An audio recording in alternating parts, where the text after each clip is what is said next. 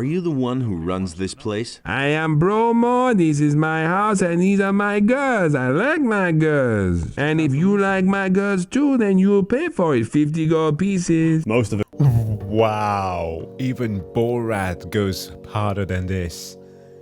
Yikes, dude.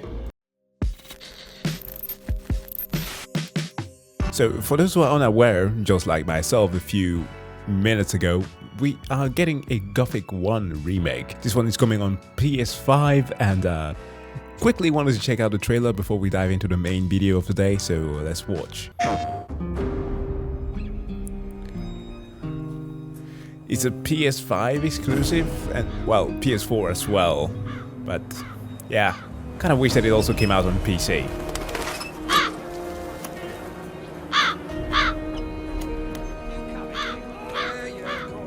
Off your ass! And you ain't paid your nugs yet? God, it looks good so far. Oh, fuck me. The mines. Do the same for that. Hey! What? Nothing ever changes.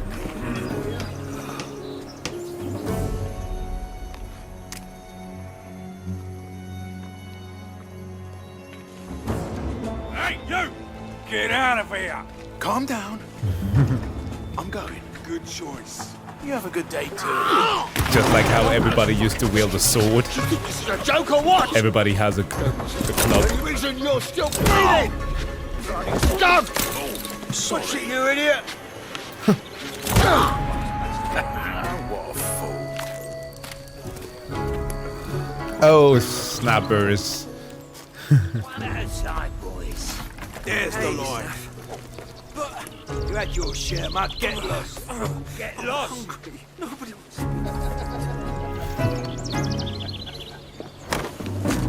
Oi! You Oi. twat! What was that? Sorry, you fucking twat! Mess him up! Time to put that booty to good use. Oh, yeah. Still taking bets? Sure. That's a big boy. Wait, the original game have salamanders.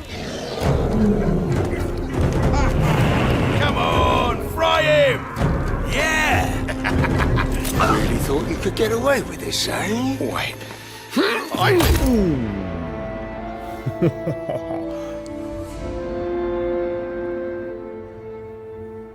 Yeah, kinda looking forward to this one. But that's not the focus of today's video though, for we have something from the leader of the Merchant Guild himself, Sseth, on Gothic 2. A game that I actually do own.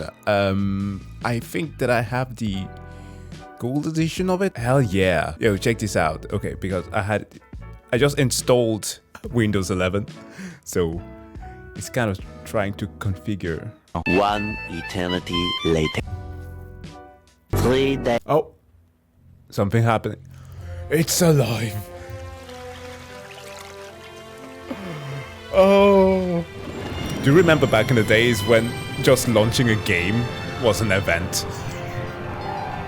Just like the PS2. Yeah, Joe, I want to see the Piranha Byte one. Now this was brutal. Oh my god, the game still plays like shit. Those controls. Oh boy. Let me see. Can I? Armchair.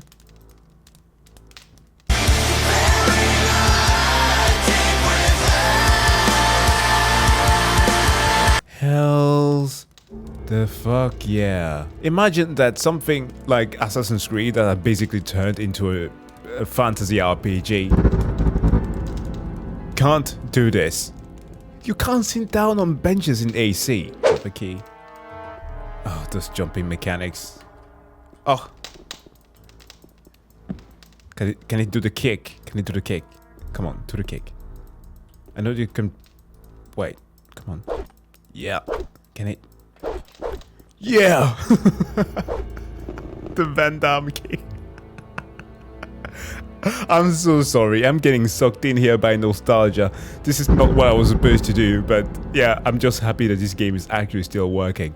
Let's instead jump into the review. Hey people, Sseth here. Today, I'll be covering a game loved by many. A game where you go from nothing to being the most powerful being on the entire continent. You can fight, die, craft, beat up the poor, perform alchemy, perform intercourse with women, and even distribute sausages to monks. Sausage is great. You have one sausage For too the many Brotherhood. anyway. Namely, the one for you. And what's a sausage among friends? I'm talking, of course, about Gothic 2, the quintessential single hero RPG. This game's got everything except a good combat system. Many have played and enjoyed this game, but few understand the real way to play Gothic 2. It's all about picking turnips for Lobart the farmer and destroying his relationship with his wife. Every You can do so many brutal things to the NPCs here. day she feeds me. Every day she slaves over a hot stove to make me soup. And every day her hot juices pour into my stomach, Lobart. You don't even eat her soup. She told me. You haven't eaten it for years, Lobart. Mark my words. You keep ignoring her like that, and in time, it'll be my hot juices pouring inside her stomach. Story. Following the events of Gothic 1, you play as Grzegorz Brzęczyszczykiewicz. an undocumented Polish migrant who's just escaped from an all-male Polish death camp after a health and safety incident involving giant termites went sour. With a promise the mines. of adventure and a competitive European black market wage, you set out to the German city of Carinus, where you will spend the majority of your time smoking water pipes and showing German women the meaning of modesty. As someone who has befriended quite a lot of Germans, especially those of the female kind, I can confirm this. Every German woman carries a sword. Much like in real life, the border guards accept European ID cards, or if you don't have that, simply a drawing of your passport. Once inside, you might be reminded that there's an overarching plot involving dragons, and how they're going to attack Germany sooner or later. But who really cares? The dragons are more of a metaphorical plot device, questioning the very nature of what it means to be a Polish migrant worker. As at one point in the story, you can willingly return to the Valley of Coal Mines, a literary reference to the barren wastelands of Poland, and the moment you do so, dragons will assault Carinus and burn your memories to the ground. Despair will fill your character at this point, and you'll be left questioning your motives. Why did I go back? Why didn't I stay? Sure, Lobart only paid me €5 for picking 20 turnips, but that was enough for me to buy my Zwiek and my Camel cigarettes. I was content. I was happy. Now, I'll be lucky to live to 30. Most don't even last that long, down here in the popcorn mines. Hopefully, I'll be instantly caramelized by hitting a sugar vein. Some don't have that luxury. They instead get buried alive, their lungs choking on a mountain of popcorn kernels. The story Right. Of course. Popcorn. shit. Kill some dragons, ignore it, and never leave the first map. Is Abu Jin ibn Jadir ibn Omar Khalid bin Haji al-Sharidi. Now that we've got This is an actual character in the game. I remember this. They had zero qualms with making that. that aside, I can tell you about the real story of Gothic 2. Gothic 2 is really a game that's entirely about becoming unionized. No matter which choices you make or which side you pick, you will inevitably have to join a workers' union, with all the perks, benefits, and downsides that come with it. The darker aspects of unions holding a monopoly on labor also comes into play. For example, the Mages of Fire hold complete monopoly on the teaching of magic, manipulating hundreds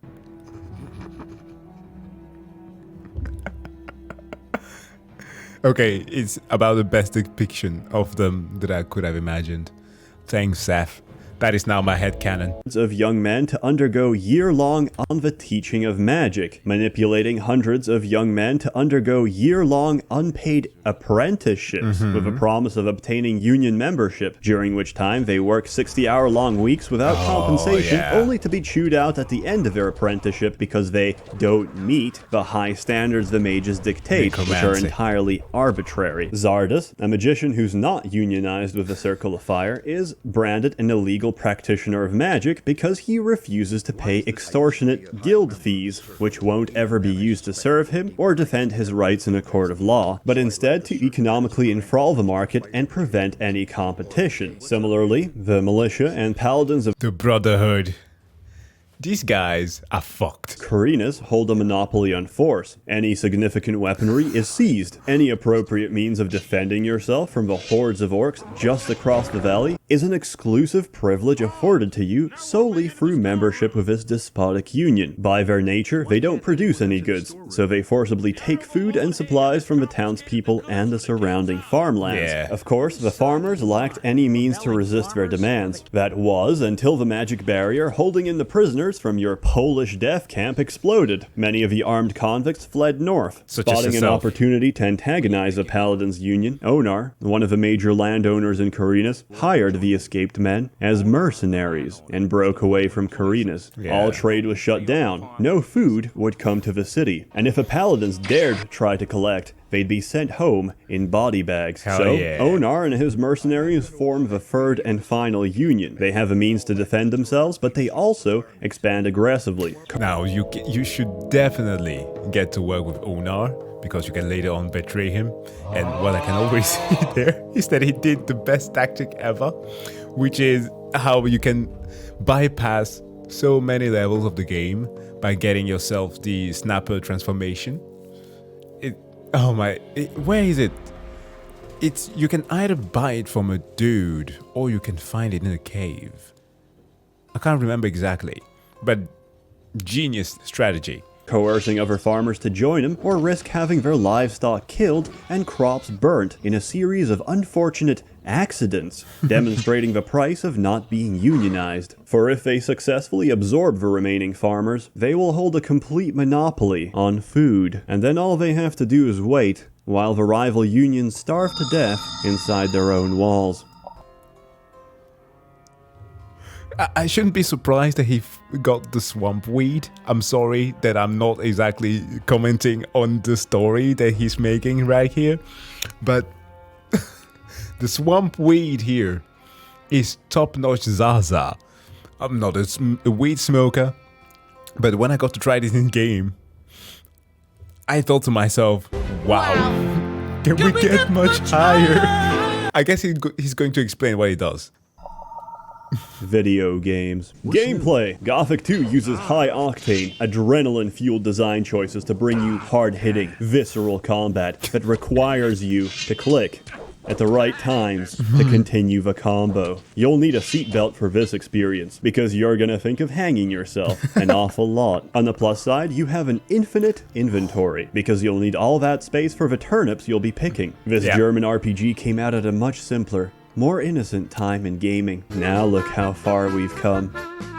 There are several ways of traveling in this game. One involves using your atrophied stumps, they call legs, to travel at a snail's crawl through dirt and dog shit, or you can use the most efficient method of travel. T-posing. Naturally, T-posing is the optimal shape for reducing your air resistance, allowing temporary flight and propulsion. This is well documented in the Dead Sea Scrolls. One thing I really enjoyed in this game is that anyone in the shitty part of town can be attacked, and anyone's lunch money and life savings can be taken from them if they fail to square up and defend themselves. Naturally, attacking the elderly, the disabled, and women, who are also part of the disabled, makes for an effective strategy to make money early on. Carinas is a magical place where you can attack somebody's wife with a club and rob her unconscious while her husband cheers. And wait for the for main quest, you'll need to become a citizen of Carinas by signing on with one of the different craftsman masters of the city. However, no matter the playthrough, I find myself repeatedly signing on with a blacksmith, just so I can abuse the game's mechanics by beating the absolute shit out of some guy running a bootleg smithy. You see, whenever a character performs an animation with an object, they automatically spawn that object in their inventory, or several of them. In the case of this yeah, that's why I mentioned the thing with the woman before, like, you let them heal,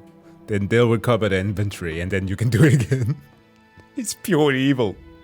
Unfortunate man, after I beat the shit out of him and rob him of all the steel he has, he'll slowly get back up and start beating red hot steel again, at which point I shank him and take this new, freshly materialized steel for myself. I will repeat this process endlessly until I forged literally hundreds of swords and sold them all to the blacksmith and made enough money to buy out the entire town. Truly hardcore PC gaming. What do you want here? Go! My bet now. Oh, and to anyone saying Gothic 2 is a game for only true seasoned veterans of RPGs, you can buy a scroll within 20 minutes of starting a new playthrough that lets you transform into an invincible dragon raptor that has a duration of several years and lets you clear out the entire first map in a single day and reach half of a total level cap. So yes, please don't buy those scrolls from Ignaz the Alchemist in Carinus, whose house is right next to the shitty blacksmith around the corner to the right. Oh, it was him. Okay, fine. Yeah, I got a little bit confused on that one, but yeah. Genius move. Negatively impact your experience. They cost 200 gold, by the way. You get the one for Dragon Snapper and Shadow Beast. The game is generally pretty great. The atmosphere and sound work are fantastic, and make you feel like you've really entered the German woods or some shit. As expected, the German woods are filled with giant rats, giant birds, giant velociraptors, and worst of all, Germans. And while the sound design is pretty good and immersive, the voice acting is absolute fucking garbage, at least in the English copy. Half of the people you talk to can barely even read their lines or speak human dialects, but It's kind of funny that it comes sort of full circle being reminded of this, since the latest game that I played to its full extent has been Wanted Dead, which of course has a majority of its the cast being Germans, and again the voice acting is so bad. Like, obviously because they recruited people who have zero experience in the job, but that's one of the curses of German games, I suppose. I guess that's part of the aesthetic. All of Gothic's dialogue is just one hallucinogenic porn movie daze, where all the actors sound like they're half a line away from either sucking you off or mugging you. Are you the one who runs this place? I am Bromo, this is my house, and these are my girls. I like my girls. And if you like my girls too, then you'll pay for it, 50 gold pieces. Most of it. Wow, even Borat goes harder than this. Yikes, dude. The quests are pretty interesting, and it will take a fuck ton of time to finish. My advice, if you're ever feeling frustrated, is to T-pose away from danger, swallow your pride, and read the damn wiki, because trying to honestly find some of those microscopic quest objects will destabilize your emotional well-being and physical health. I know this because it happened in real life. In high school, one of my friends marathoned Gothic for a week straight. He came back with carpal tunnel and botulism, because he didn't have time to clean the mold growing on his dinner plate. And when I asked him about it, he said it was completely worth it. Final score. Put away as long as you are accused of theft, you can't enter the upper end of the town. You put away Go that to Lord damn Andre weapon. and settle the matter. Like I didn't warn you. I'm a respected citizen of Carinus. Let me pass. You are the dirt under my fingernails. Make yourself scarce. I honestly never even leave the starting area. I just smoke water pipes and beat up the working class. I'm not even qualified to review this game. Thoroughly recommended. 10 polygons out of 10. A warm thank you to the many members of the Merchants Guild generously funding these videos. And thank you for your patience. It's been pretty busy. Now, if you'll excuse me, there's black mold growing in my shower. I hope that the remake that I'm making is going to give the game a little bit more essence and like better voice acting and a better story. But yeah, kind of looking forward to it. But guys, thank you so much for checking out this video. As always, please do go and subscribe to Sseth. And of course, if you liked the video, give it a like. And I wish you all to have a wonderful day. See you guys in the next video. Bye.